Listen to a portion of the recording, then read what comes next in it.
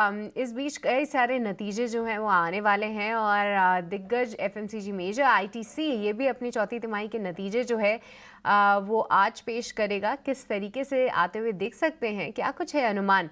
विनी मोतीवाला हमारे साथ जुड़ चुकी हैं ये पूरी एनालिसिस लेकर। विनी, बताइए क्या कुछ उम्मीदें हैं आईटीसी से?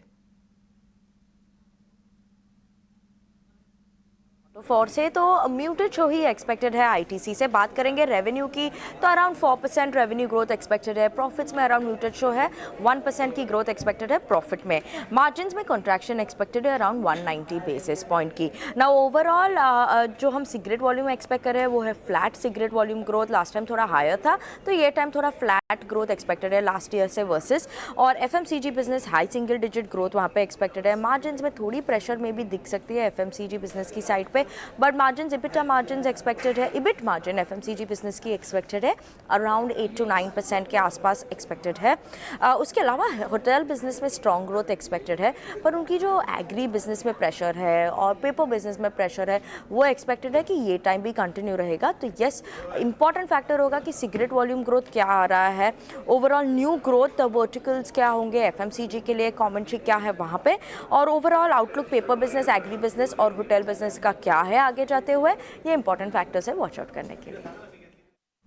ओके, बहुत बहुत शुक्रिया विनी, ये पूरी एस्टिमेट्स हमारे सामने रखने के लिए। तो आईटीसी आज करेगा अपने नंबर पेश और ख़ास तौर से सिगरेट वॉल्यूम किस तरीके से रहेगी इस पे भी काफ़ी कुछ निर्भर करता है। स्टॉक इस पे रिएक्ट भी करता है। पर ध्वनि, जैसा कि हम कल देख रहे थे कि पूरे एफएमसीजी पैक में काफ़ी जोश था, आज उस तरीके का जोश नहीं देख पा रहे हैं।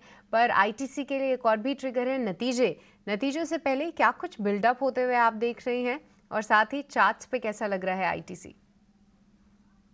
यहाँ पे आईटीसी के ओवरऑल चार्ट स्ट्रक्चर की अगर हम बात कर रहे हैं तो एक स्टॉक ने यहाँ पे फॉल के बाद रन अप दिया था, जिसके अंदर हमने देखा कि नीचे की तरफ जो बेस फॉर्मेशन स्टॉक का हुआ है वो काफी पक्का बेस फॉर्मेशन हमें यहाँ पे देखने मिल रहा है, जहाँ पे 420 425 का लेवल हमने यहाँ पे नीचे की तरफ ब्रीच नहीं करा है। बट फर्दर मोमेंटम के लिए स्टॉक को यहाँ पे 445 से 450 का लेवल ब्रीच करना पड़ेगा, जहां के बाद हमें वापस से एक डिमांड बनती हुई दिखेगी, क्योंकि 450 के पास एक सप्लाई जोन बना हुआ है जहां से हमें नीचे की तरफ के मूव देखने को मिल रहे हैं। तो यहाँ पे मेरी अभी फिलहाल के लिए वेट एंड वॉच या फिर अवॉइड की सलाह रहेगी। एक बार स्टॉक यहाँ पे ऊपर के स्तर क्रॉस करता है, फिर फर्दर बुलिश एक्शन के बाद हम इसके अंदर ट्रेड सेटअप बना सकते हैं।